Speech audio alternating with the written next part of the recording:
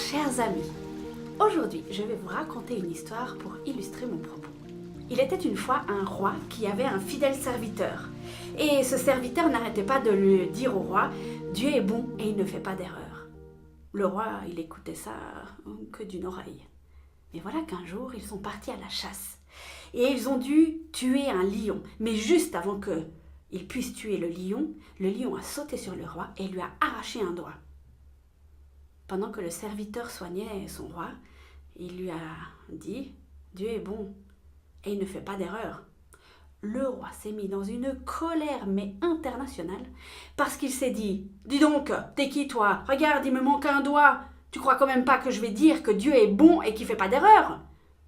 Et aussitôt, il a mis son serviteur en prison. Mais dans sa prison, le serviteur continuait à dire « Dieu est bon et il ne fait pas d'erreur ». Un jour, le roi est reparti à la chasse. Mais ce jour-là, il n'est pas tombé sur un lion, il est tombé sur une tribu qu'il a capturée. Et dans cette tribu, ils avaient une particularité, ils faisaient des sacrifices humains.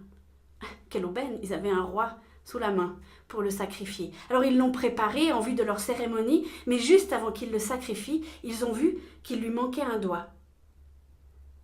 Mais ils n'ont pas pu le sacrifier parce que dans cette tribu, on ne faisait pas des sacrifices incomplets. Et ils ont relâché le roi. « Dieu est bon et il ne fait pas d'erreur !»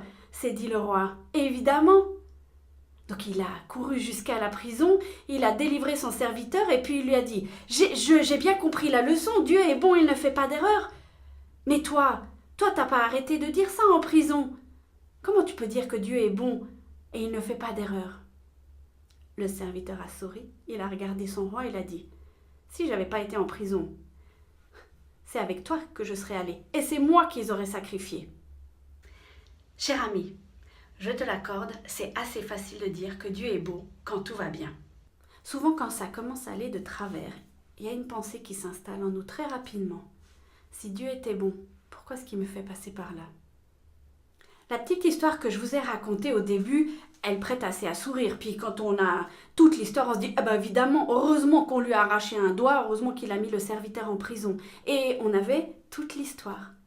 Eh bien, quand on a des difficultés, quand on a des épreuves, quand on a vraiment des choses par lesquelles on doit passer qui peuvent être affreuses, on n'a pas toute l'histoire. On ne sait pas ce qui va arriver. Et surtout, on ne sait pas pourquoi.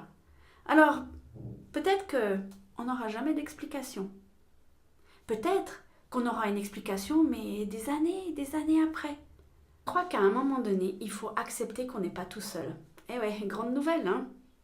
Et que ce qui nous arrive dans notre vie peut parfois servir à d'autres. C'est vrai, le prix peut être très très lourd à payer. Et ça peut être tellement difficile, tellement compliqué, mais on ne connaît pas la finalité, on n'a pas toute l'histoire. Je crois aussi que la bonté de Dieu, il faut la travailler, il faut l'intégrer, il faut la digérer, il faut la chercher et il faut vraiment s'imprégner de cette bonté, mais le faire quand ça va bien. Parce que quand ça va mal, comment est-ce que vous voulez faire si vous ne l'avez pas appris avant? Cher ami, je t'encourage cette semaine à prier pour que Dieu puisse te montrer sa bonté, même si tu es dans les pires moments de ta vie, parce que Dieu est bon et il ne fait pas d'erreur. Je te souhaite une excellente semaine. Sois une bénédiction pour quelqu'un d'autre autour de toi aujourd'hui. À bientôt!